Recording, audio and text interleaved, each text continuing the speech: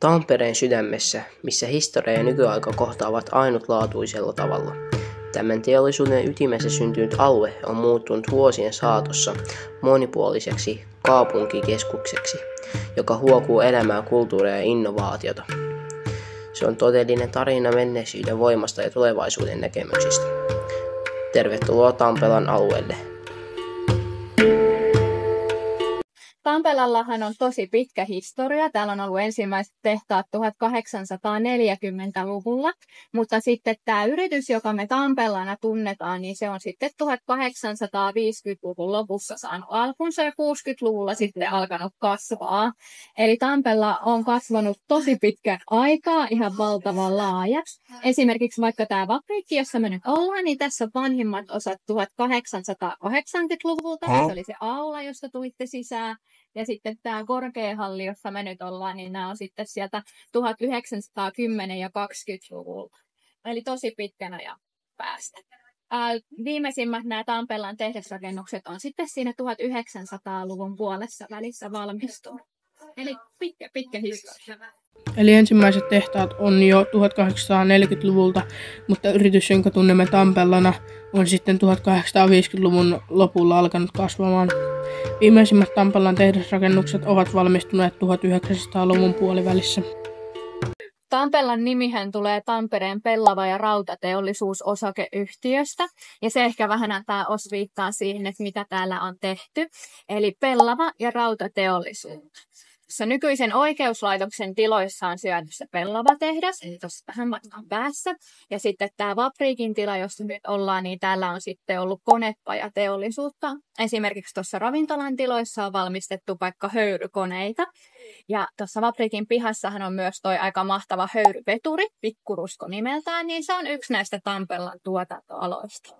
Tampelassa on tehty tosi paljon kaikkea muutakin. Esimerkiksi vaikka aseita tehtiin yhdessä vaiheessa. Käsikranaatteja on tehty tuolla maan alla 1930-luvulla.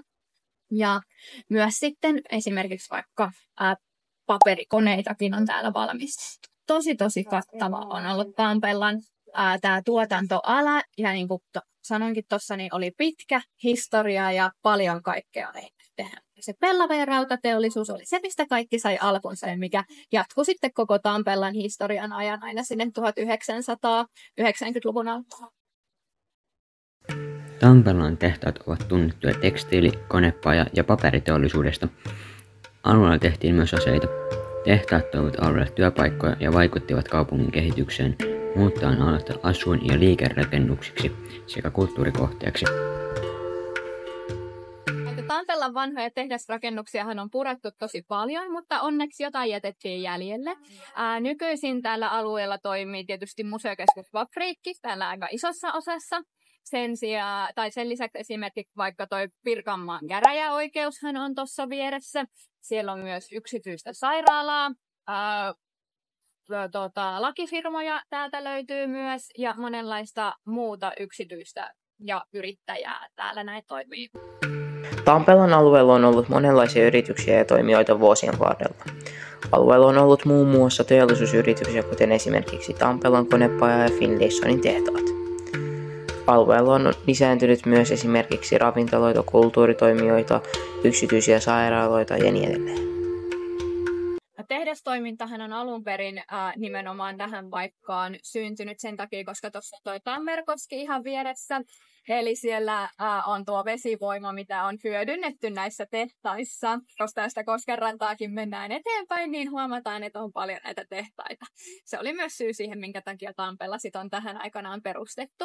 Ja nykypäivänä, jos me mietitään, että miksi tänne tulee yrityksiä, niin tietysti sen takia, että ollaan edelleen aika keskeisillä sijainnilla. Ja toisaalta täällä myös sitten on esimerkiksi tätä vanhaa tehdasrakennusta tyhjillään, mitä halutaan hyödyntää nykypäivänä, mikä on tietysti aivan mahtavaa, että ei purettaisi kaikkea, vaan hyödynnettäisikin jo sitä olemassa olevaa. Eli vetovoima kyllä on säilynyt edelleen. Alueella on perustettu tehdastoimintaa Tammerkosken vesivoiman takia, johon tehtaiden toiminta alueella on perustunut. Sekä nykyään alueella on tullut yrityksiä sen takia, koska alue on erittäin mainiolla sijainnilla. Sekä alueessa on säilynyt sen vanha vetovoima. No Tammerkoskihan ylipäätänsä on se syy siihen, minkä takia Tampereen kaupunki on aikanaan perustettu. Eli on ajateltu, että koskea pitkin pystytään sitten hyödyntämään vaikka erilaisissa jauhomyllyissä, mutta myös matkustamisen kannaltahan Tammerkoski on ollut hyödyllinen ja sitten nämä tehtaat on hyödyntänyt sitä Tammerkosken vesivoimaa alkujaan esimerkiksi vesipyörissä, myöhemmin vesiturbiineissa, sitten höyryvoimassa eli höyrykoneissa ja sitten sähkölaitoksissa. Finlaysonin ja Tampellan omat sähkölaitoksethan on tuossa edelleen pystyssä ja nykypäivänäkin hyödynnetään sitä kosken vesivoimaa. Eli kun pistätte kotona telkkarin päälle, niin voi olla, että Tammerkosken vesivoima on sen sitten tuottanut sen sähkön teille. Tammerkoski on ollut merkittävä voimavara Tampereen kehityksessä. Tampella hyödynsi Tammerkosken vesivoimaa teollisuutensa tarpeisiin, erityisesti tekstiili- ja paperiteollisuudessa. Kosken voima mahdollisti tehtaiden toiminnan ja siten Tampereen teollisen varauden kasvun. Lisäksi Kosken ympärille rakennettiin myös muita teollisuuslaitoksia, kuten sahoja ja myllyjä. Eli tässä Tampere ennen ja nyt -kirjassa on ihan mahtavaa kuvaa esimerkiksi tästä Tampellan alueesta silloin, kun se on ollut laajimmillaan.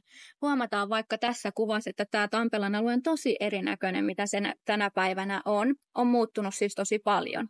Ja tämä on tuolta ilmasta otettu. Tammerkoskihan me tunnistetaan täältä näin ja Finlaysonin alue on sitten täällä vasemmalla. Vapriikki on tässä mun etusormen kohdalla suurin piirtein ja täältä sitten kulkee toi Lapintie. Jotain tuttuja rakennuksia siellä varrella saattaa myös olla, mutta tästä näin nähdään, että oikeastaan kaikki tämä, mitä täällä näin on, niin ne on purettu. Eli se on muuttunut tosi paljon. Tampella onkin yksi näistä esimerkkeistä alueista, tehdasalueista, jotka käytön jälkeen sitten joutuivat tämän purkuuhan alle. Toisin on sitten vaikka Kosken toisella puolella Finlaysonilla, jonne jätettiin aika paljon pystyyn kaikkea. Mutta tämä on mun mielestä ihan mahtava kuva, havainnollistaa tosi hyvin sen, miten se alue on muuttunut. Tässä on vielä oikein hyvät kuvat Tampellan alueen sisäpuolen muutoksista.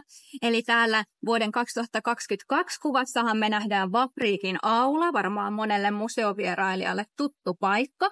Mutta jos katsotaan kuvaa, joka on melkein 100 vuotta aiemmin otettu 1930-luvulla, niin huomataan, että se on ihan samassa kohdasta ja siellä on paljon tuttua. Esimerkiksi vaikka nämä pylväät, mitä täällä näin näkyy, niin on samat.